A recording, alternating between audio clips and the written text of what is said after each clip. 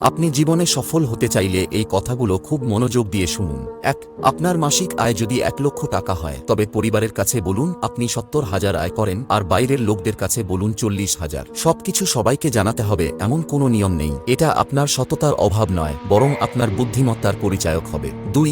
অন্যকে সহজেই পরামর্শ দেবেন না, কারণ যদি তারা সফল হয় তাহলে আপনার কৃতিত্ব তারা কখনো মনে রাখবে না, কিন্তু যদি তারা ব্যর্থ হয় তাহলে নিশ্চিতভাবে আপনাকে দোষারোপ করবে। ৩. কোনো অনুষ্ঠানে আপনি যদি মদ পান করতে না চান তাহলে বলুন আপনার ডাক্তার নিষেধ করেছেন, এরপর কেউ আপনাকে জোর করবে না। ৪. যে ব্যক্তি ইচ্ছাকৃতভাবে আপনাকে অন্যের সামনে অপমানজনক পরিস্থিতিতে ফেলে সেই ব্যক্তি ছোট মানসিকতার, তাদের থেকে দূরে থাকুন। ৫.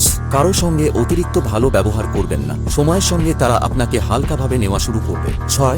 মনে রাখবেন আপনার জীবনের সাফল্য বা ব্যর্থতা আপনার নিজের পরিশ্রমের ফল, তাই কঠোর পরিশ্রম চালিয়ে যান এবং এগিয়ে যান। আর আপনি যদি এই কথাগুলোর সঙ্গে একমত হন তবে কমেন্টে লিখুন আমি ১০০% একমত।